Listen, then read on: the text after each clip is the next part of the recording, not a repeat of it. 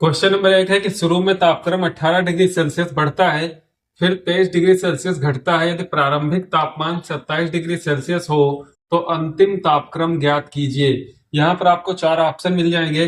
पहला ऑप्शन है 21 degree Celsius, दूसरा है 22 डिग्री सेल्सियस, तीसरा ऑप्शन है 20 डिग्री सेल्सियस या फिर चौथा ऑप्शन है 24 डिग्री सेल्सियस।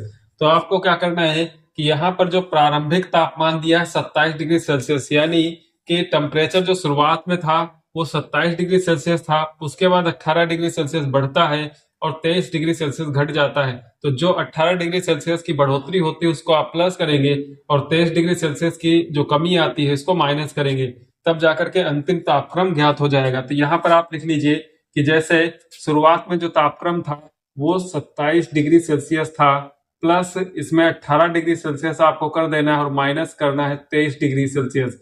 इसको आप सॉल्व करेंगे तो यहाँ पर 27 और 18 को जोड़ ले, उसके बाद 23 को माइनस कर ले, या फिर 27 से 23 माइनस करेंगे तो 4 बचेगा और 18 में जब 4 जोड़ देंगे तो 18 4 होता है 22, यानी कि यहाँ पर इसका ऑप्शन नंबर बी सही है। क्वेश्चन नंबर 2 है कि 5, 10 और 35 के सबसे छोटे सारोगुणज और सबसे बड़े सारोगुणनखंड का अंतर क्या है। अब यहाँ पर जो सारोगुणज और सारोगुणनखंड दिए हैं तो सबसे छोटे सारोगुणज का मतलब है कि 5, 10 और 35 का जो एलसीएम यानी कि लासा होगा, और सबसे बड़े सारोगुणनखंड का मतलब क्या है कि जो इन तीनों का मासा होगा। तो आप 5, 10 और 35 का जब लासा ज्ञात करते हैं तो इनका लासा आता है 70 और इनका जब मासा ज्ञात करेंगे तो मासा आता है 5।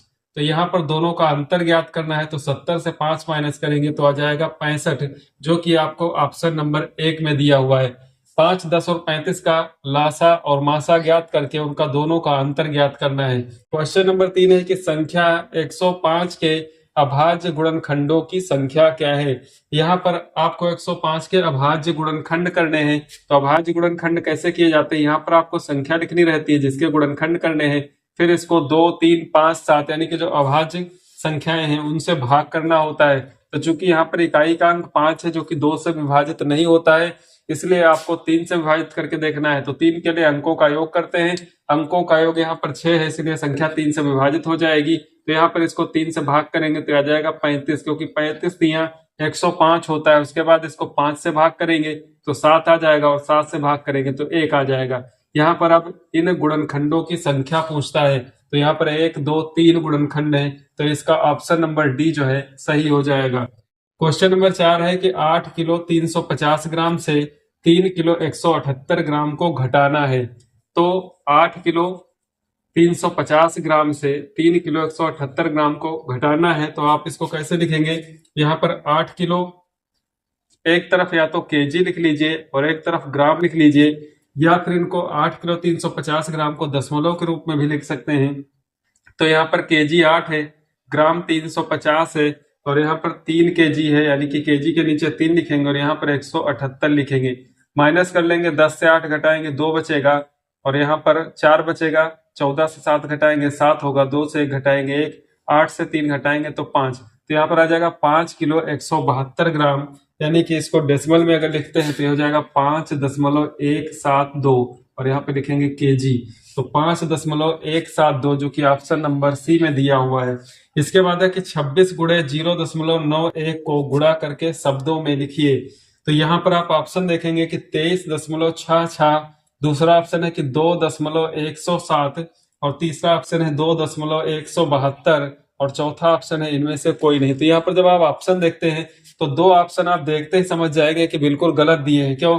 क्योंकि दशमलव के बाद की जो संख्या है उनको अलग अलग लिखते हैं, और यहाँ पर बी और सी ऑप्शन में क्या दिया है कि 2 दशमलव और उसके बाद 107। तो यहाँ पर सी नंबर में भी इसी प्रकार से दिया है कि 2.172, दशमलव के बाद जो अंक पढ़े जाते हैं वो अलग अलग पढ़े जाते हैं और अलग अलग लिखे जाते हैं, जबकि यहाँ पर बी और सी ऑप्शन में ऐसा नहीं है। तो ये 2 ऑप्शन ऐसे ही गलत हैं। अब यहाँ पर बचता है ए और डी, तो इनमें से कोई नहीं, ये जानना है इसके लिए आपको इसकी गुणा करनी होगी कि पहला ऑप्शन सही है या फिर इनमें से कोई नहीं। तो 26 और 0.91 की गुणा करा लेते हैं। तो यहाँ पर 0.91 गुणे 26 से गुणा कराएंगे तो 6 एकम 6 और 6 नाम 54 हो जाएगा। इसके बाद 2 एकम 2 और 2 नाम 18 होगा। यहाँ पर जोड़ लेंगे 6, 4, 2, 6 8 5 13 का 3 हासिल 1 1 2 दशमलव के बाद 2 अंक हैं तो यहाँ पर लगा लेंगे दशमलव, यानी कि 23.66। तो यहाँ पर जो कि पहला ऑप्शन दिया है 23.66, तो ये इसका ऑप्शन सही हो जाएगा।